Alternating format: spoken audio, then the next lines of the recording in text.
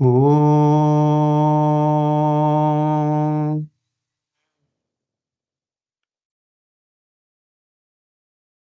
Om.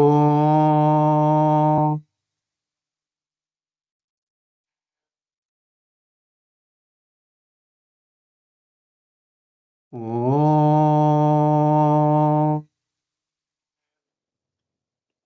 Om Sahana Vavatu Sahanau Bhunaktu Saha Viryam Karavavahai Tejasvinavaditamastu ma vidvishavahai. Om Shanti Shanti Shanti. सदाशिवसमारम्भां शङ्कराचार्यमध्यमाम् अस्मदाचार्यपर्यन्तं वन्दे गुरुपरम्पराम् श्रुतिस्मृतिपुराण आलयं करुणालयं नमामि भगवत्पाद शङ्करं लोकशङ्करम् समस्तजनकल्याणे निरतं करुणामयं नमामि चिन्मयं देवं सद्गुरुं ब्रह्मविद्वरं सद्गुरुं ब्रह्मविद्वरम्. हरि ओम. So, as I shared, this is going to be the topic today. So, we'll have a quick recap of the first two slokas and recap our samsara tree, Ashwatha tree, and then we'll move on to the next topic, what to do with the tree. Bhagavan himself will highlight what's the next step. And if possible, we will enter into verse 4 also because they form one group. But let us see how far we can go today. And also feel free to interrupt me. And also, not just by raising hand, maybe you can just unmute and then ask a question if there is any. But what I'll do, there was a suggestion, very good suggestion from Pranita, that at the end of each verse, I will just stop for a moment. If anybody has got some questions, then we'll address that and then move on to the next verse. And the logically, these first six verses are one topic. I'll tell the structure also so that, it'll be easy for us to remember the structure. And hence, when we chant, of course, we all chant now these days, almost every day, some occasion or other to chant chapter 15. And being this year, 75th year, then chapter 15 is there as part of our regular routine chanting. With knowing the meaning, actually, it helps to, be more enjoyable. And also it sinks in more. Also, it has got its own effect on us also in a positive way. So that way, understanding the meaning is timely and very helpful. And that too, some of the intricacies what Shankaracharya is bringing it out here and there. I will introduce, though not the full bhashyam. That will take a lot of time, but at least the highlights part of it, I'm bringing it in here as an when it's unique for that sloka, and that we also will enjoy. So let's start with the chanting of Gita Dhyanam. I will chant the two slokas, and then somebody can unmute and be ready to chant Gita Panchamrit. I have not heard from anybody as a volunteer, but if somebody can unmute and then be ready, then after that we can chant, then we'll go on. All right. Gita Dhyanam. ॐ पार्थाय प्रतिबोधितां भगवता नारायणेन स्वयं व्यासेन ग्रथितां पुराणमुनिना मध्ये महाभारतम् Advaitaamritavarshiniim Bhagavatim Ashtadhyasayadhyayaniim Amba Tvamanusandaddhami Bhagavad Gite Bhavedveshinim Mukam karoti vachalam pangum langayate girim yat krupa tamaham vande paramananda madhavam. Now we're ready for Gita Panchamrit. Whoever is ready can start. Shivaji, I can chant. Please go ahead. उद्धरेदात्मनात्मानं नात्मानमवसादयेत् आत्मैव ह्यात्मनो बन्धुः आत्मैव रिपुरात्मनः कर्मण्येवाधिकारस्ते मा फलेषु कदाचन मा कर्मफलहेतुर्भुः मा ते सङ्गोऽस्त्वकर्मणि यत्करोषि यदत्स्नासि यज्जुहोषि ददासि यत् यत्तपस्यसि कौन्तेय तत्कुरुष्व मदर्पणम् अनन्याश्चिन्तयन्तो माम् ये जनाः पर्युपासते तेषां नित्याभियुक्तानां योगक्षेमं वहाम्यहम् सर्वधर्मान् परित्यज्य मामेकं शरणं व्रज अहं त्वा सर्वपापेभ्यो मोक्षयिष्यामि मा शुचः. Awesome. Very nice chanting. Appreciate it. Good. So, quick recap. Chapter 15, we'll do a quick recap, but V1 and V2 a little more detail because continuity is important, and also the example what Bhagavan uses, we have to understand, so that subsequent slokas will be easier. And V1 and V2, verse 1 and verse 2, and part of verse 3 define the samsara problem. So problem, once it is understood clearly, then it is half solved. So and that's why Bhagavan is defining the problem first. So chapter 15, as we saw, it is by itself, in 20 slokas only, but it by itself is a shastram. Bhagavan himself declares in the 20th sloka that this chapter is shastram by itself because it covers all the topics of what a shastram should contain, in terms of disciples' qualification, of guru's role, and what is bondage, what is moksha, and what kind of sadhana we have to do, and what's the benefit actually if we do, and so on. All the aspects, including, of course, inquiry into Jiva, Jagat, Ishvara, starting from there. All the aspects of that's why it is Shastra. That's the importance of this chapter 15, and that's why it is chanted everywhere all the time. And it's a must to chant. That's why our ancestors they've designed it in such a way that because we all actually have to have food, right? That's a must, everybody.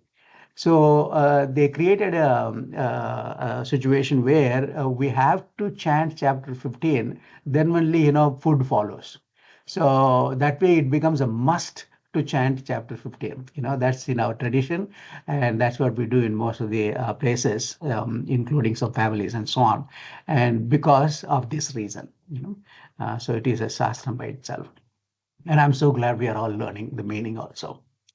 And this is how the structure is actually, and we went through this, and now we are on the third sloka, and we are going to just recap the first two slokas and then enter into the third sloka, and also subsequently let's see the structure. Okay, as you can see, up to sixth sloka is one logical part, defining the problem and what to do.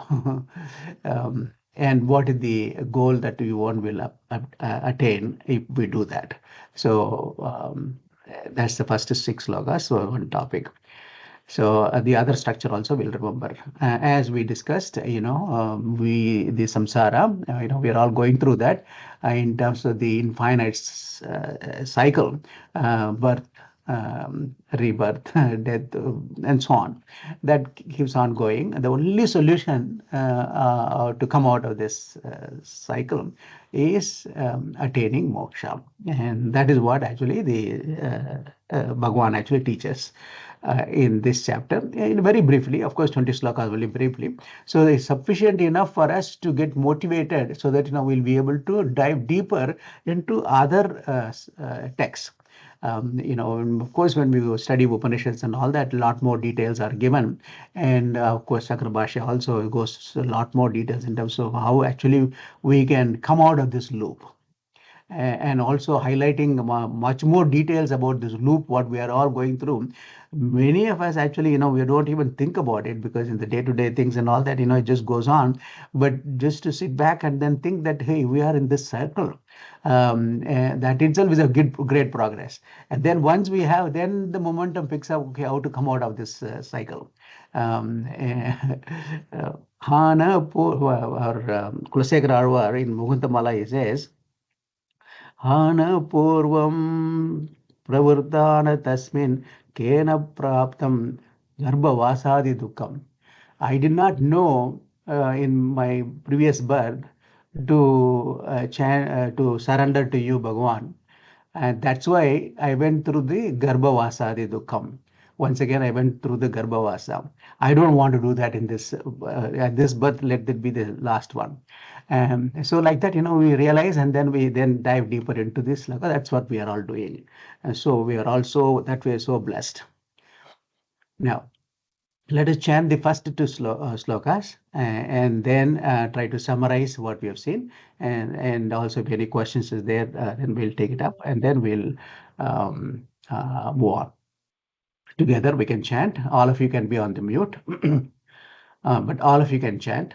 Sri Bhagavanuvacha ऊर्ध्वमूलमदशाकम् अश्वत्थं प्राहुरव्ययं छन्दांसि यस्य पर्णानि यस्तं वेद स वेदवित् अधश्चोर्ध्वं प्रसुतास्तस्य शाखाः गुणप्रवृद्धा विषयप्रवालाः अधश्च मूलान्यनुसन्दतानि कर्मानुबन्धीनि मनुष्यलोके. So in these two slokas, in the last two classes, we saw the description of this peculiar tree, Ashwatha tree, whose roots are above. And this is actually supposed to be eternal tree, even though the samsara keeps on changing, and it represents the samsara, but it is eternal because it looks eternal. Been there forever. Like the Ashwatha tree also.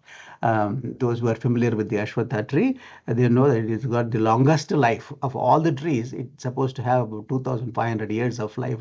Generations after generation, we can see that tree. And those who have seen that, that's why it is this example is taken. So the wise people, which means actually the Upanishads and all that, which actually we talked about it. Bhagavan is taking it from Kathopanishad, where this tree is very elaborately, much more elaborately described. They speak of the eternal people tree, whose root is above, because the root is actually Ishvara, represents the Ishvara. And then, as I said last time, you can imagine the family tree. If you keep on tracing the family tree, go above and above, all the branches are below, and the branches are growing further and further and wider. And if you can imagine that tracing the root, we don't know where the root is, but there is root. right? That is Ishvara, whose root is above, whose branches are below, and whose leaves are the Vedas. We all saw that. He also knows that it is the once we know the theory behind how this tree is representing, and once we understand that, that means actually we know what the teachings from Vedas are. And then, of course, he went on and explaining in the verse 2 also about the branches is spread, above and below, representing the various lokas and so on. And the sense objects are the buds, which is actually nourishing the tree, the branches, and so on. And the secondary roots are the karma pala, which keeps on actually, adding more and more karmas into our equation, and so on. So that those two descriptions, those two slokas, described, and in the third sloka also, the first half of the third sloka also is about the tree only, and the second half of the sloka only, starts with the teaching. So the first half of the third sloka, which we are going to chant now, where can I find the tree? It's again about the tree and where can I find it. And the second half onwards of the third sloka is the teaching starts, what to do with the tree. And then, you will say, cut the tree, what do you mean by cutting? And then after cutting, what should we do? That is before, verse 4. And then, what kind of qualification I need to develop in terms of cutting this tree, that is V5. What do I get? That is V6, and so on, like that. That structure, if we will, I will document it also, so that I'll share that in the group also, that you can have that structure in mind. That way, once you have that structure in mind, then it becomes, as I said, a lot more enjoyable, and the meaning also will resonate. So let's remember this. Now for the V3, the first half is actually again continuation of the description of the tree, and then second half is what to do with that. So with that, let us chant the third sloka. I will chant again. You all can chant in mute. न रूपमस्येह तथोपलभ्यते नान्तो न चादिर्न च सम्प्रतिष्ठा अश्वत्थमेनं सुविरूढमूलम् असङ्गशस्त्रेण दृढेन चित्वा. So we will go through the meaning of the first half, that is first two quarters. Narupamasyeha tatopalabhyate nantona chadir nacha sampratishtha. Up to that, we'll go through the meaning because that completes the tree. And then I prepared with a lot of effort, I prepared the table. What for each sloka, for each word, actually, what it means, how it is actually, representing or mapping with the samsara and so on. And that table I prepared, I will quickly go through that because, it must be familiar now that, we have seen the meaning and all that. I will also share that table in the WhatsApp group so that it will be there for your ready reference. This table is actually, it's nowhere there. I mean, I just pulled out, compiled, and put it in a presentable form and easily, readily accessible so that, it will all be useful to us. So up to the first and second quarter, we'll see, and then see the table. Then we'll come back for the second half of this sloka, Ashwatha Menam Suviruda Moolam. From there, actually, as I said, the solution starts. And before that, we'll stop for any question answer, and then we'll again continue from the second half of the sloka. So that's the flow. And then at the end of the third sloka also, we'll stop if there is any question, and then we'll go to the fourth sloka and so on. Okay, now the first half of this sloka, that is Narupamase and then Nantona there. So that we can just look at that first half of the sloka alone. Narupamasya iha tata upalabhyate. Where is this tree? In this form, how it is described, here in chapter 15, and also in Kathopanishad, and also various other Puranas and other places, and all these trees described. Its form is not seen anywhere.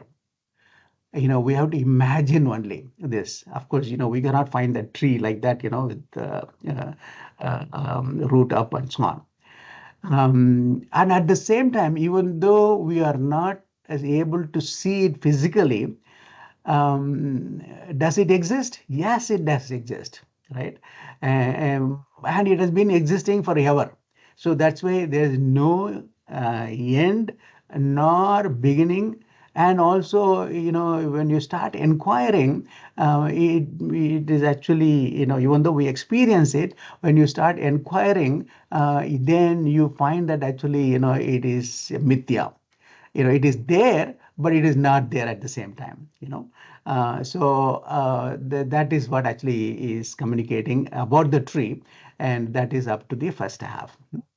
So na antaha, na adihi, na cha sampratishta. So those are the two. And then let's look at briefly what Adi Shankaracharya ji says about the first quarter. Na rupam asya iha tata upalabhyate. We'll see what Adi Shankaracharya ji says, and also we'll see a 2-minute clip what our Gurudev talks about this first half of this sloka. So Adi Shankaracharya ji says, Narupam asya iha yata upavarnitam tata naiva upalabhyate. The form of this samsara tree, as described in this lokas, is not perceived here in that manner. You cannot really see that in that manner. Because Swapna Marichi Udaka Maya Gandharva Nagara Samatvat.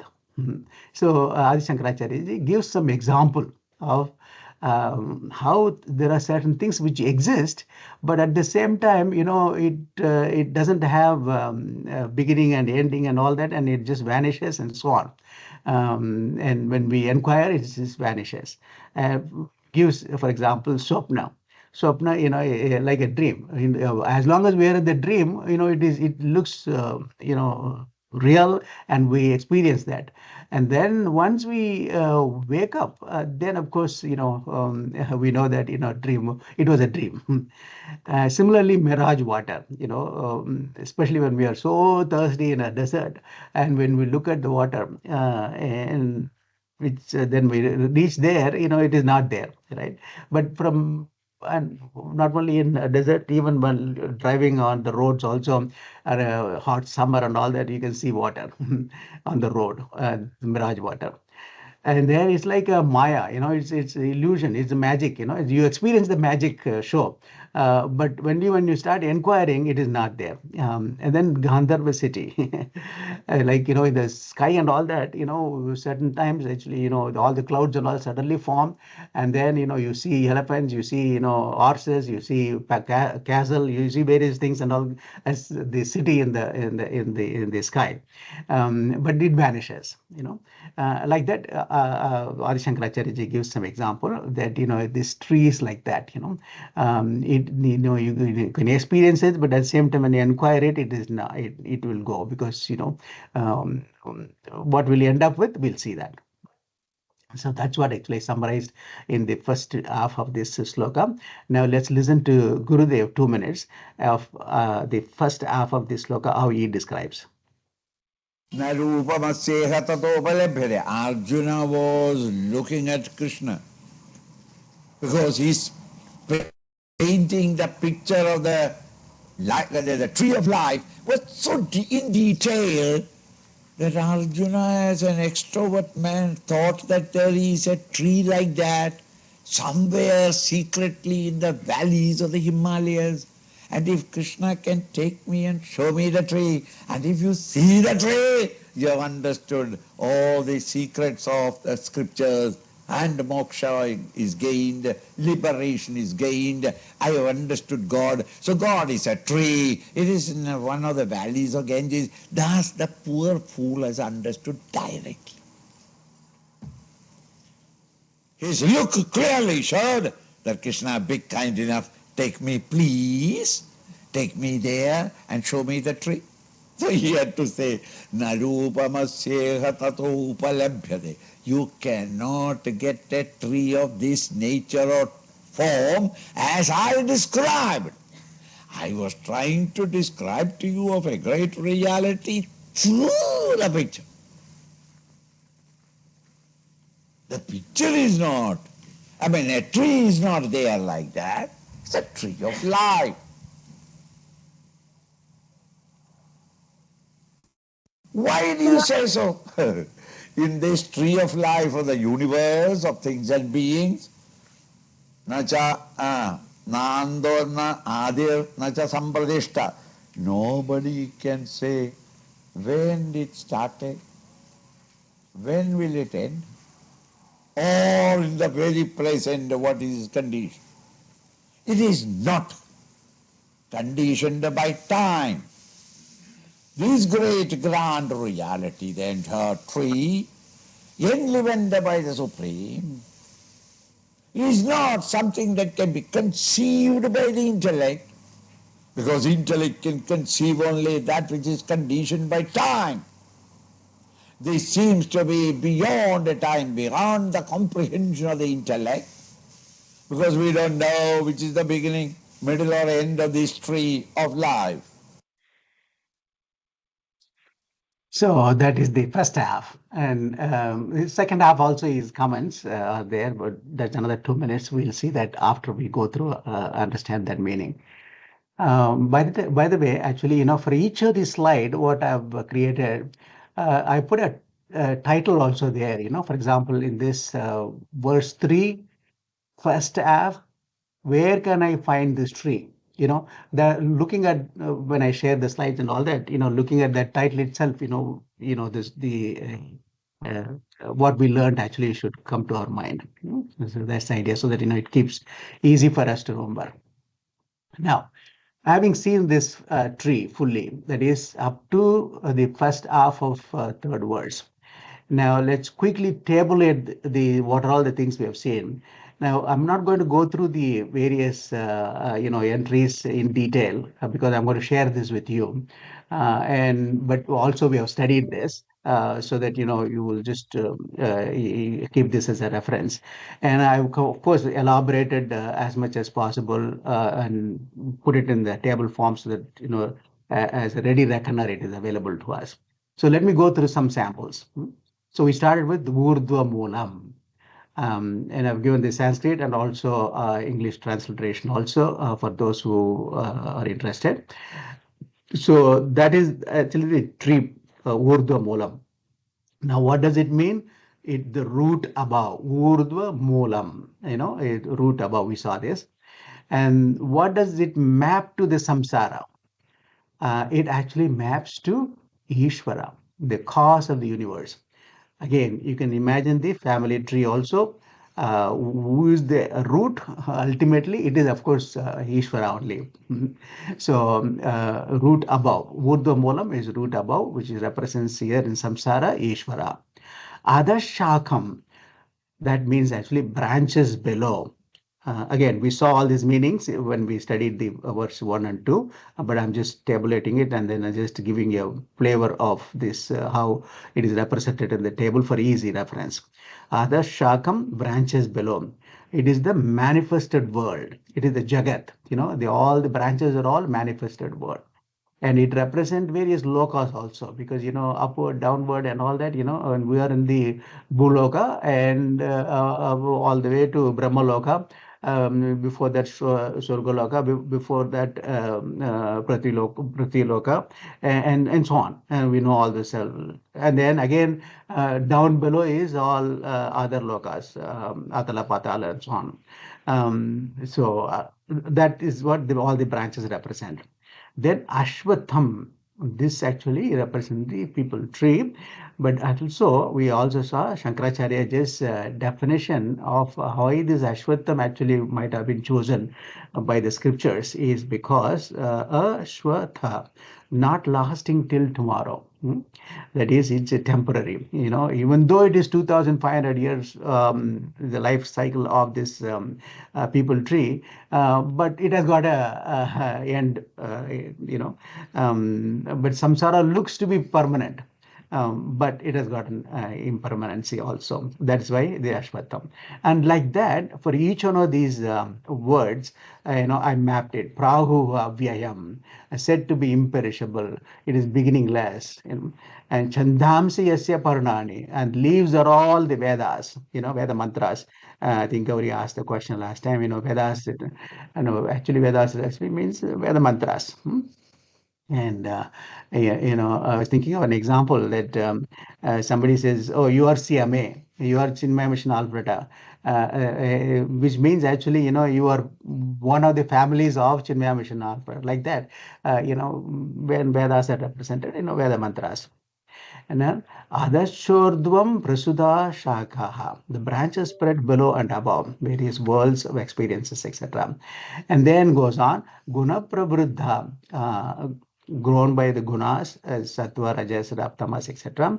Vishapravalaha, this that the buds are all, the sense pleasures through which actually, we get all the uh,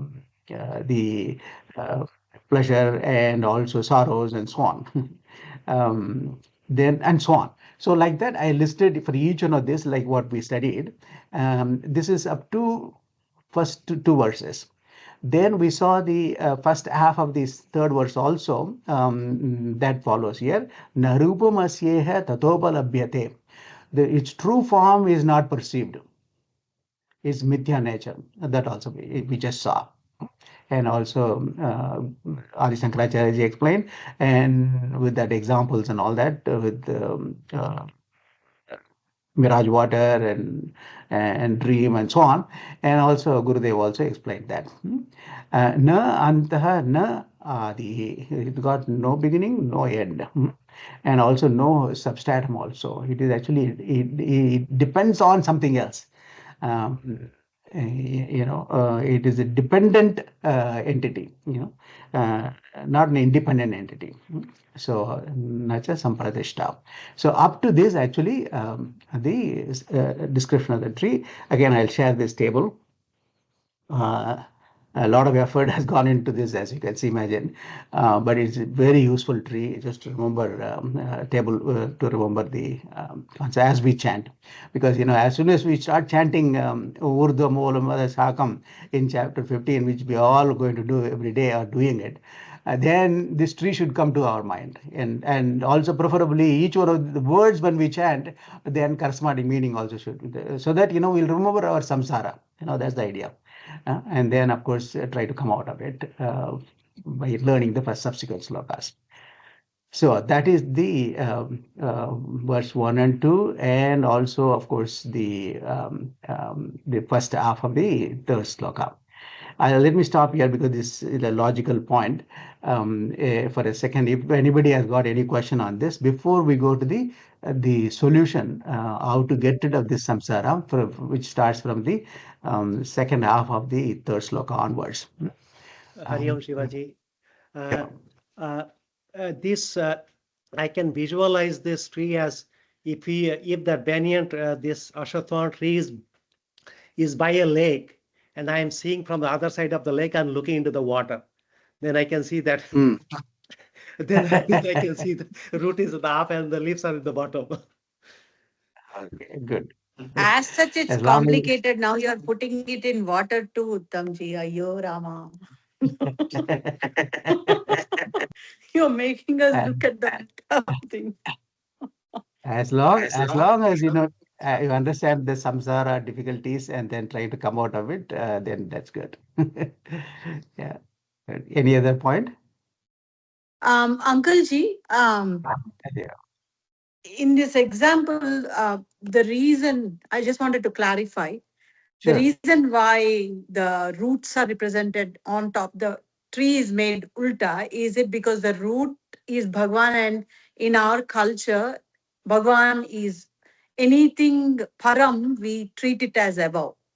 Like Correct. our head is holy, feet are not. Correct. Temples are built on hills. High, Correct. high. Yes. Highest means, Yes. Correct. is that why In, the roots are ulta? Is that how they represent it? Why the reason it's ulta? Yeah, the interpretation is correct, but the means in which actually you are interpreting can be slightly modified. That is, instead of using high and low, we can say that, sacred. What is most sacred, right? Most sacred is Bhagwan. Okay. So that's why he is up above all everything. That way Right. also you can, Right. yeah, that Okay. way also, Okay. yeah, Most sacred param, yeah, like para, the yes, highest reality. this is supreme, correct. And Yeah. just one more point, I say, I think computer science has adopted this method long time back, because I think you Mm. see the binary tree or the ABL tree, we always put in the data structures, we put the root on the top and all the leaves are all the slowly going down. Rings a bell, Uttamji. Yeah. Good. Love your analysis, Uttamji. That's really awesome. Thank you. Good. So I'll share this table again, go through this, and then if any questions, again, as we go through, we'll continue. Okay. All right. Now Thanks, Uncle. sure. Let me go back.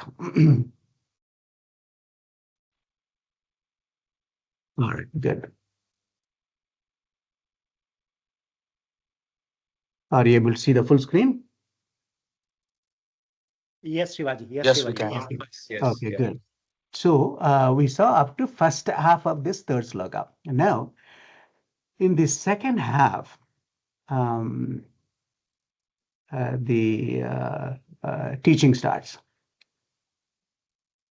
Bhagavan says, now that you understood this samsara tree, now that you know that it has no beginning or appears to have no end and so on, and is there forever, etc., etc. Now, what do you do with that? You cut the tree. But to cut this tree, you need a very specialized weapon. And that weapon is called detachment, vairagyam, dispassion. That detachment, that is, so far actually we have been identifying ourselves with these worldly things. We are just so immersed in the world and we never think of that supreme, right? And what actually uh, the second half of this sloka says, shift your attention.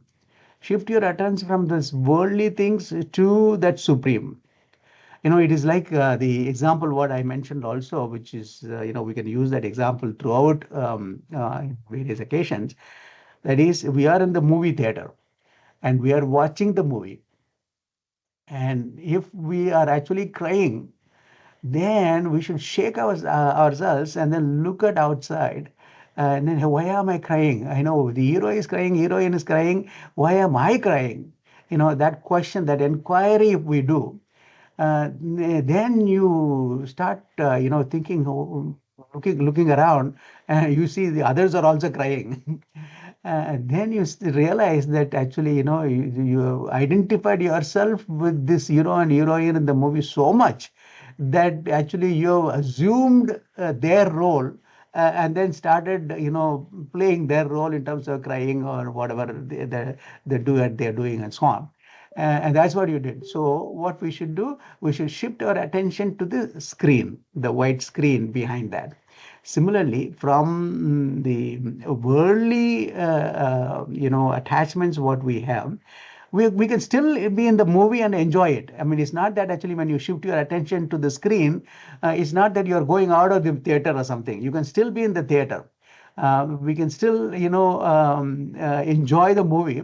But once we identify with the screen and then enjoy different type of, you won't cry.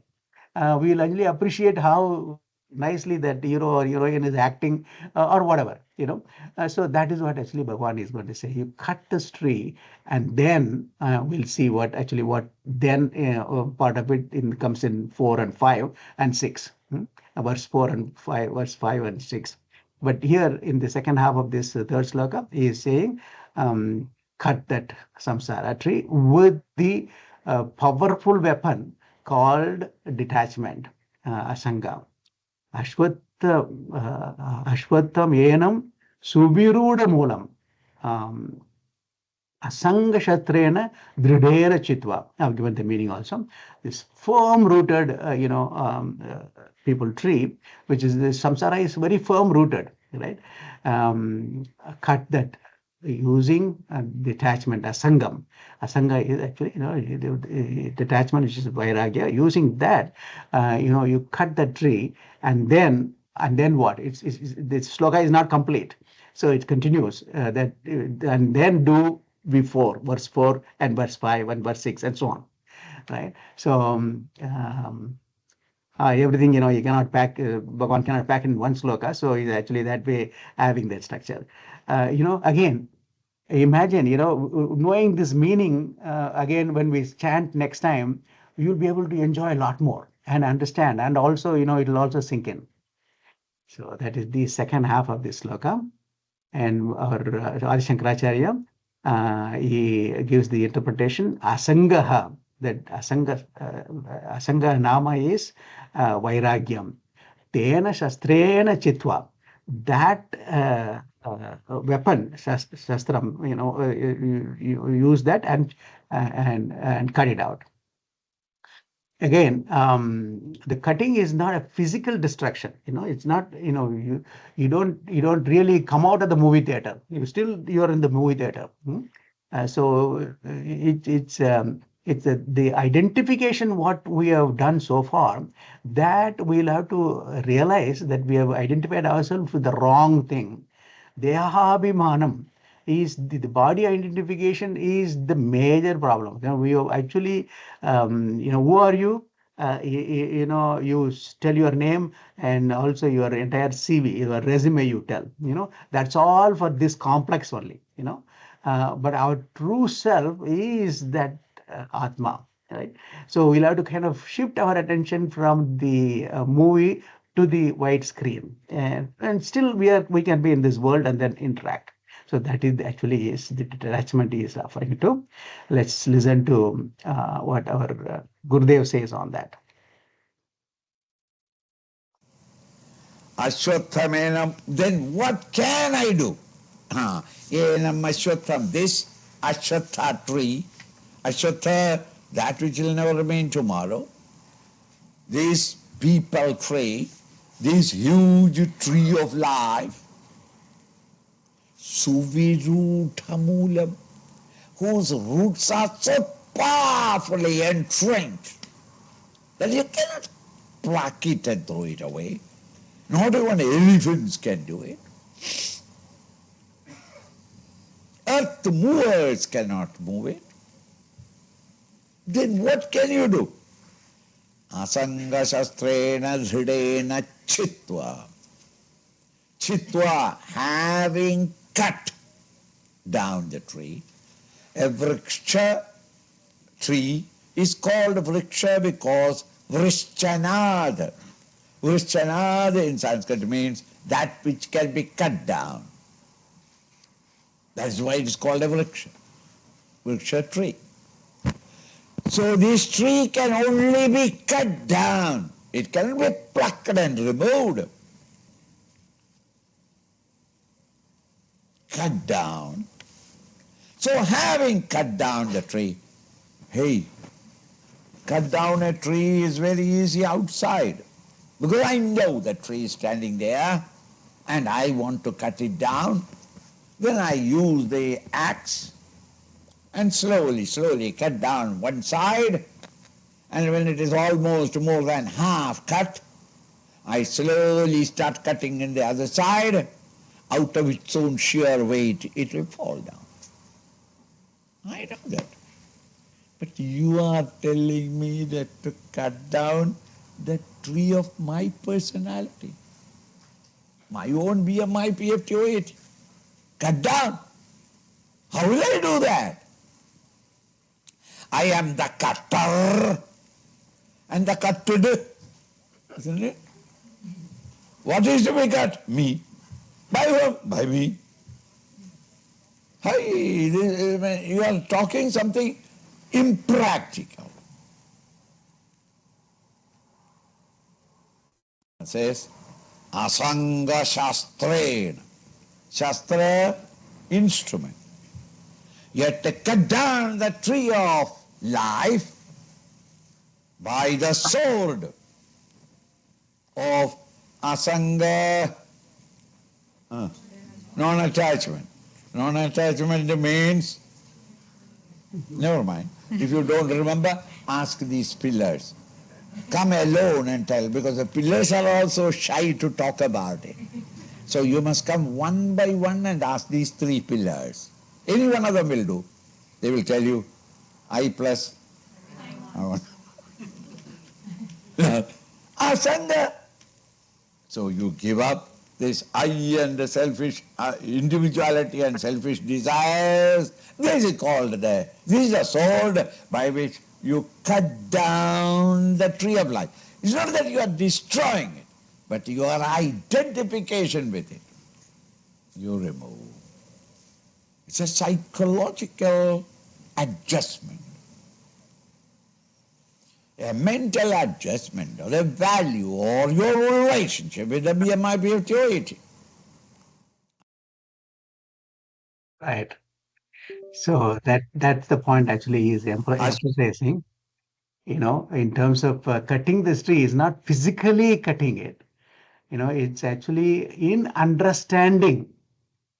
We shift our attention from this Dehatma Bhava to the Supreme, right? That is the difference what we have to make. See the in one of the works from Bhagwan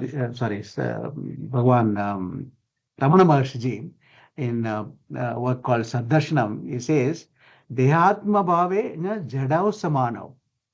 The Dehatma, the body is the same for Jna and Jada. That is for the Jnani as well as for the Ajnani, the body is there. But the difference is the Jnani is able to actually shift his or her attention from the body to the Atma, one with the Atma.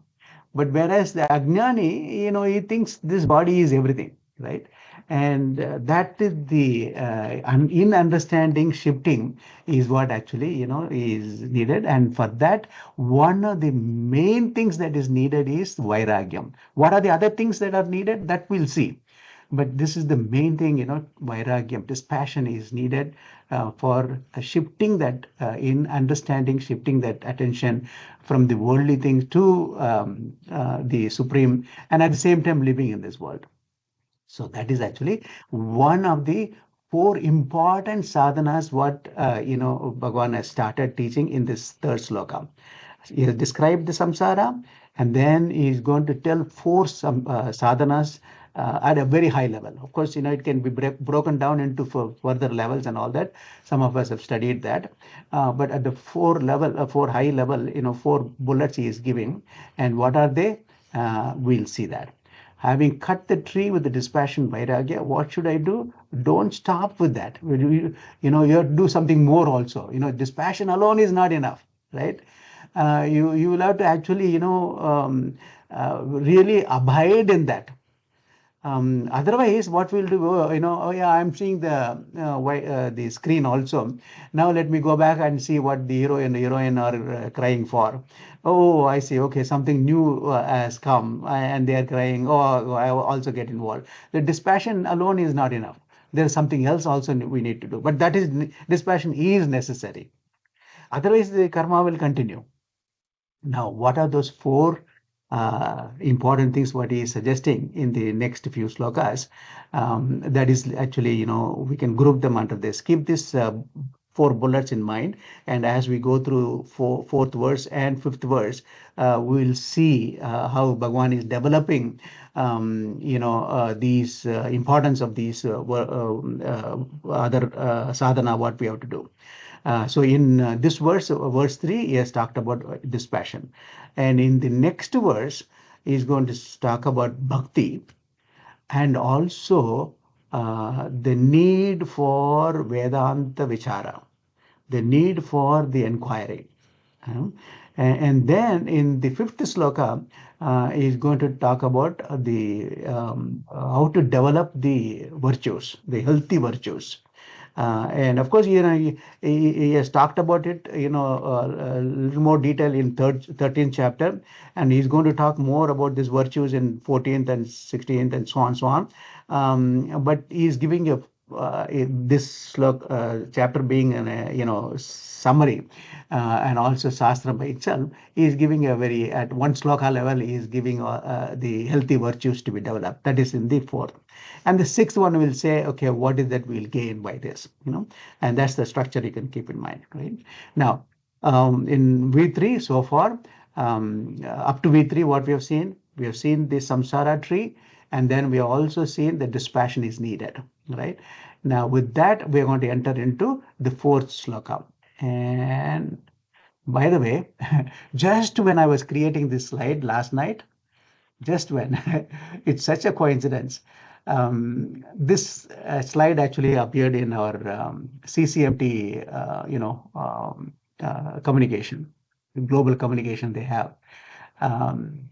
So Chinmayananda's quote, for the world of disease of our times, Vedanta is the specific solution. The Vedanta Vichara is so important. And of course, to do the Vedanta Vichara, that is we have to qualify also, right? And that is why the other sadhanas are all prescribed. And Bhagavan also touches the other sadhanas.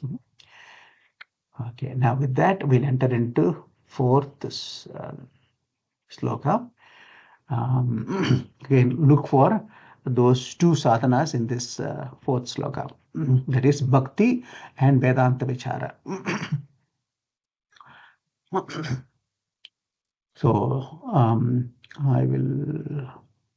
Do you have any questions now, or shall I proceed? Okay, if you have any questions, please interrupt. Otherwise, I'll proceed with this. Okay, let us chant together. Tatapadam tadparimargitavyam yasmin gatana nivartanti bhuyah tameva chadyam purusham prabhadye yata pravritti prasrutasu purani. Yata pravritti prasuda purani. Beautiful sloka again. I mean, each sloka is a gem, That's why we chant, and then, just.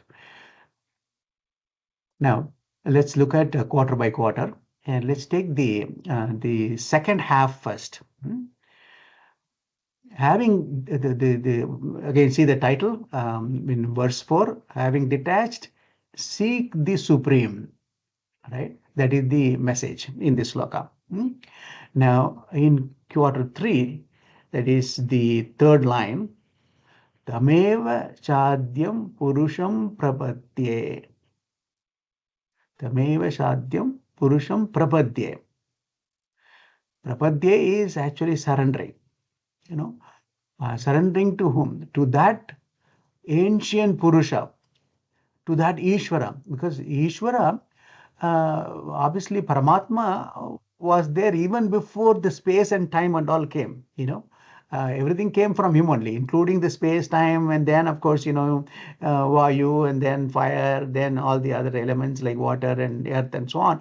All then, of course, Panchikaranam process, then the entire world, all this creation and all that, some of us have studied in other texts also. But the very ancient one is that Ishvara. So we surrender. Tameva Chadyam Purusham Prapadye. Surrender to him. And what type of Lord he is? That is the fourth quarter. Tata Pravritti Prasuda Purani. From him only, Purani, from him only, everything came. All this activity, creation, time and memorial from the beginning, or even before the time started, everything came from that Ishvara only. To that Ishvara, you surrender. That is the quarter 3 and quarter 4. So here the bhakti part of it, the pinnacle of the bhakti is to completely surrender to Bhagavan. right? And that is highlighted here. So that bhakti sadhana is packed in this two quarters. Tameva sadhyam purusham prapadye yata pravritti prasudha purani. So that the second sadhana. Now, the other sadhana, what we saw was Vedanta Vichara, the inquiry into the Atma Vichara, Brahma Vichara, or Shastra Vichara, with the help of Guru. All these things are synonymous. So that is actually highlighted in the first two lines. How is that? Quarter one, Tataha. Tataha actually means a lot. There's so much of commentary on this. So after preparing the mind for Vedanta Vichara. So it's all packed. How do you prepare? Of course, there is so much of processes involved in terms of qualifying ourselves. We saw Viveka, Vairagya, Shatsambati, Mumukshutvam, Sadhana Sadhushtaya, and of course, in terms of Karma Yoga, Upasana Yoga, all these things actually needed to purify our mind. Of course, only when we purify our mind, then clarification of knowledge can come, right? So that's why the Tata is so, in commentary also, in Brahma Sutra, for example, this Atha is the word comes, which actually elaborately described in terms of how to develop this, what are all the various methods in which, qualification can be developed and so on. So after developing that or preparing our mind for Vedanta Vichara, then what do we do? Padam tat parimargitavyam. That padam is actually that ultimate goal. That is the supreme. That padam, inquire into parimargitavyam. Walk that path and inquire, we do a Vedanta Vichara to attain that padam, that goal.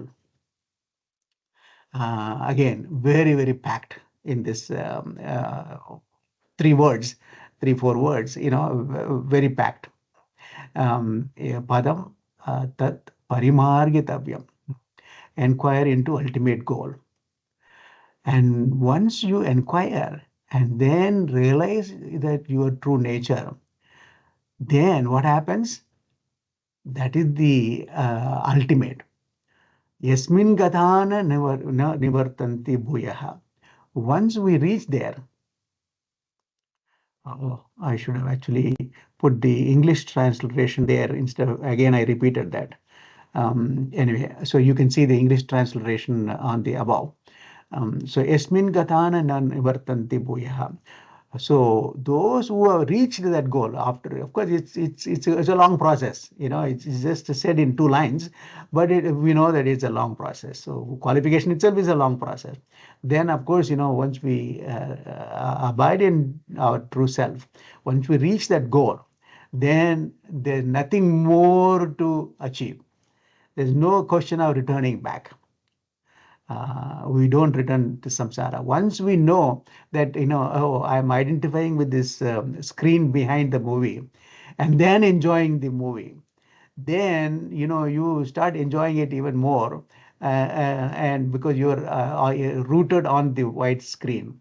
And being rooted there, and abiding in that white screen, then you can enjoy these worldly things. So once you go there, then there's no question of returning back. And this returning back again is going to talk some more in the subsequent sloka also. So this is the teaching. This is the Vedanta Vichara teaching. That is the sadhana what we have to do. And also Palam also is giving. Once you reach there, you will not be returning back. So that is the 4th sloka. And thereafter, that goal should be sought, having attaining which nobody returns. I seek refuge in that ancient Purusha from whom all these things have come out. So I just, for the understanding purpose, I took the Q3, the quarter 3, and the 3rd line and the 4th line. I explained that Bhakti a part of it, then Vedanta Vichara part of it. So with this verse 4, then we have covered actually 3 of the 4 sadhanas, what is needed. first verse, of course, up to V3, dispassion, samsara tree, and the dispassion is needed.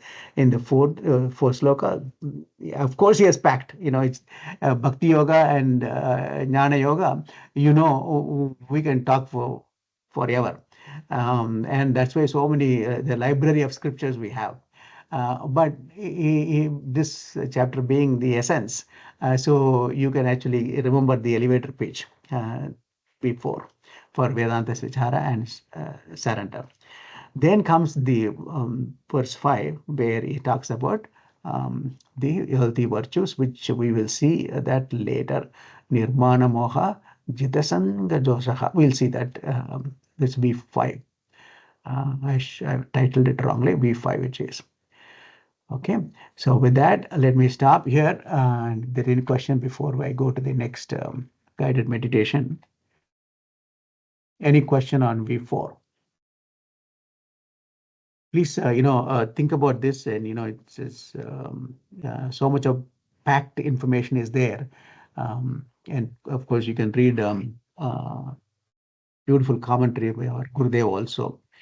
Highlighted some parts and all that later on when time is there, then I will read it out. But you can also go through that. So far 3 sadhanas you can remember. Hariom. Shivaji, could you please share that tabular format, that second table one more time? Just Sure. You want it right now? I'm going to share it actually in the WhatsApp group, but you want it now? Oh no, you can share it with the group. That's fine. Yeah, Either I'm way going to. is fine. I just wanted to, because you made that tabular format like 3 tables, right? Yes. That's really very easy to understand. Yeah. I'm planning to do that. Yeah. Sure, thank you. Ankuj, this whole tree representation and is still a little hazy. I'll take it offline with you because it's Sure. already meditation time. Sure. Yeah. Sure. Yeah, definitely. Actually, on that, one more comment. Well, 2 comments. One is actually you look at the table what I'm going to share, and secondly, remember this table, the samsara tree description here in these 2.5 slokas is not complete by itself. What we see in Kathopanishad is very elaborate. It is only a subset of it actually Bhagavan has used, because he has to pack everything in 20 slokas. But anyway, we'll talk offline. Or whoever wants to talk offline, please feel free to reach out to me. Good. All right, let me go back. Hari Om Shivaji. Hari Om. Have a question. Now that we are learning under your guidance the chapter 9 as well, I was trying to connect 9 with this chapter. Sure. In 9, definitely here Bhagavan has not taken this people tree example there, but he's still trying to address the same point of surrendering and focusing towards me only. All across in 9th also he's trying to tell that. One question that came is, why did Bhagavan not take this ahead with this example before? That is before 9, and this is again with my limited knowledge, Shivaji. No, Santosh, your question is valid. That's why the sequence is there. Chapter 9, and before that, chapter 7, if you remember, Bhagavan started highlighting about the Swarupa, the nature of Ishvara, right? So it has to entice you and set the stage that, yes, that is the ultimate thing what we should know. I mean, of course, in Bhakti Marga, Ishvara Swarupa is the self in us, right? The inner divinity in us, right? That Bhagavan himself is saying. But in order for us to get enticed, then he is actually elaborately discussing about, the nature of Ishvara and how actually we can go there with Nishkama Bhakti. And to that extent, he has contrasted this Sakama Bhakti also, different types of bhaktis he has contrasted and then helping us to look at that angle. Now, having said that, then he wants to give the condensed form of the entire teaching in chapter 15. Of course, 13 also he has touched upon a little more detail. And then 14th, he introduced some gunas and all that. Then 15th, he is actually condensing the executive some essence of it. Then he is going to expand again in 16, 17, and 18. And like that, the layout is there. So the fact that you are asking this question, actually Bhagwan is feeling that he has it served the purpose in terms of enticing you and think in that direction, and that will look forward for 13th, 14th, 15th, and so on other chapters as well. I hope that Hari Om answers. Shivaji. Yes, Hari Om Shivaji. Hari Om. Okay, great. Now let me just go back to the meditation.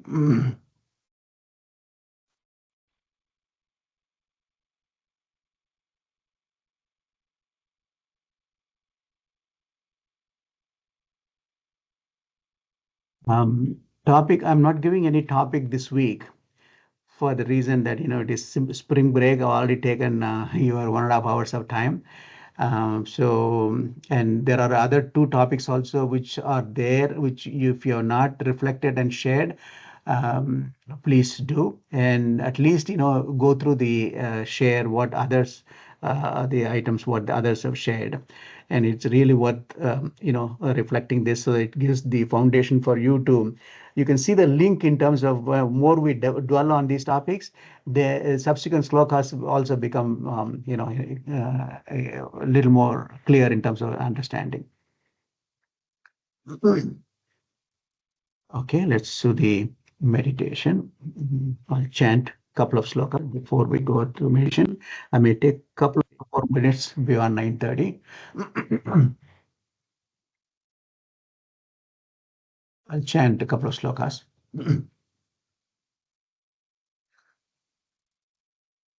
Nityoham niravadyoham nirakaro Paramanandarupoham Ahameva Avyaya Shuddha Chaitanya Rupoham Atma Ramohameva Cha Akhandananda Rupoham Ahameva Vyaya.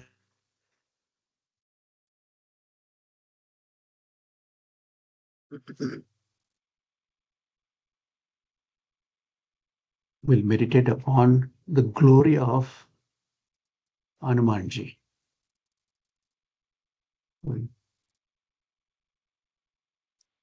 Comfortable asana. Maximum base, or if you are on a chair, feet flat on the floor.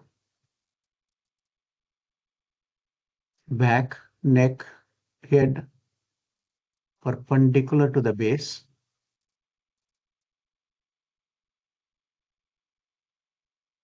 And the body from head to toe. Relax the body.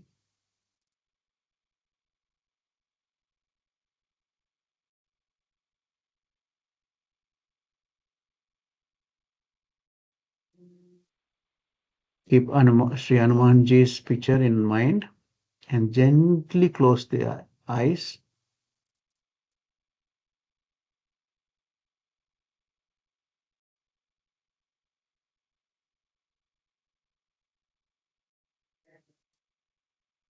Turn your attention to breathing.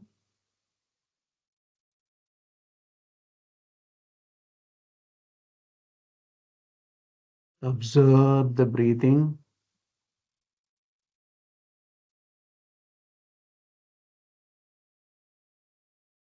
Make it smooth and rhythmic.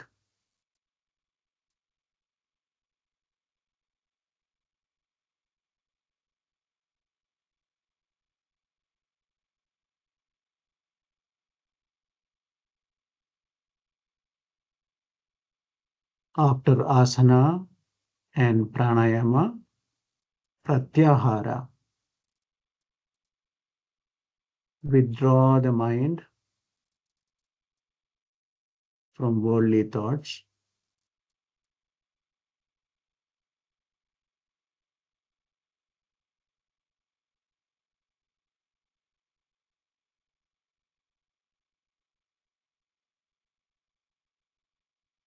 Just be a witness to any internal thoughts that is arising.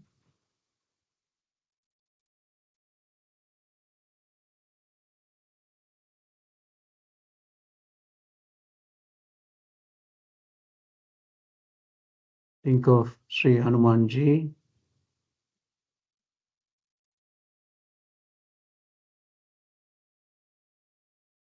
and all his glories.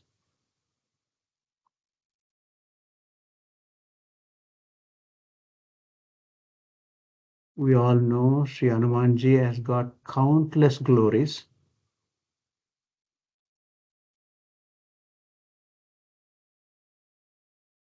First thing that attracts our attention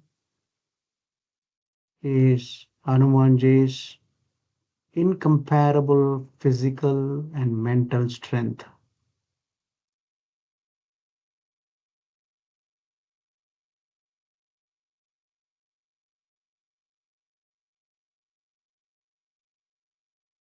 And he has a great tejas, splendor.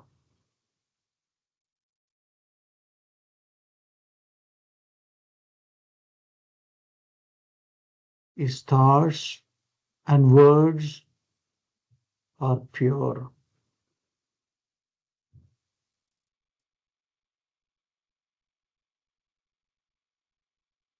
And we know one of the most admirable virtues is his humility.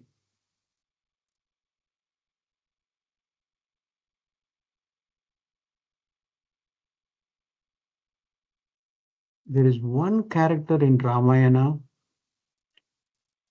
who is above all criticism, and that is Sri Hanumanji.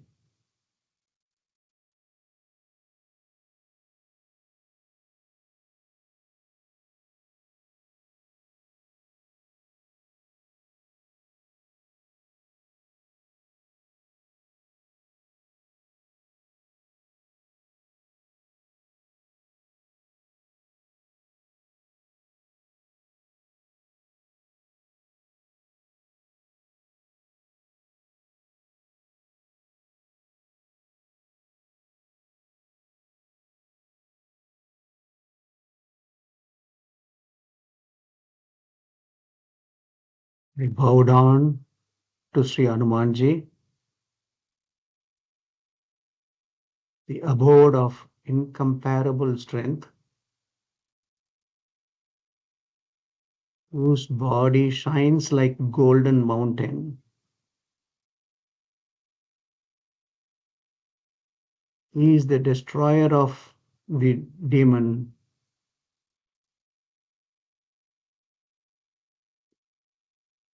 He is the foremost among the jnanis.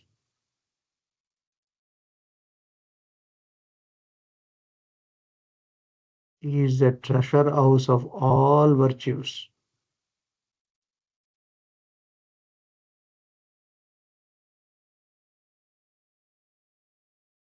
I bow down to Sri Hanumanji, who is the noble devotee of Lord Rama.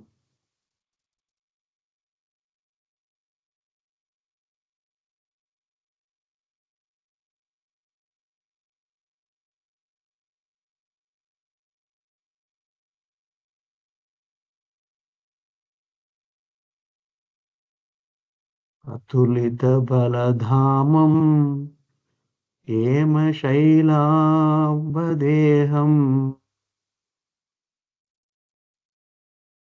तनुजवनकृशोऽनुम्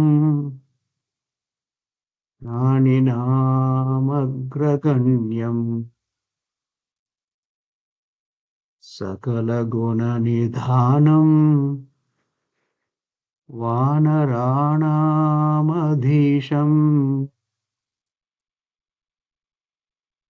रघुपतिप्रियभक्तम् पादात्मजं Namami.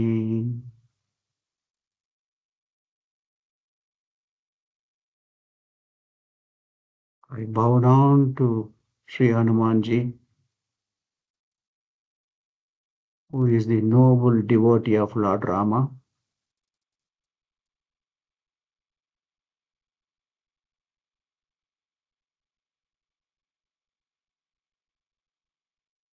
I visualized Sri Hanumanji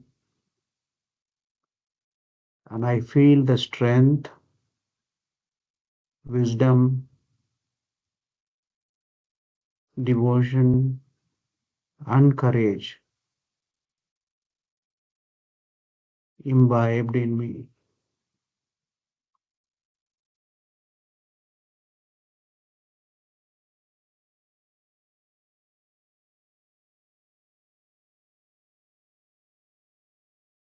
Raghupati Priya Bhaktam Vadatmajam Namami. I bow down to Sri Hanumanji.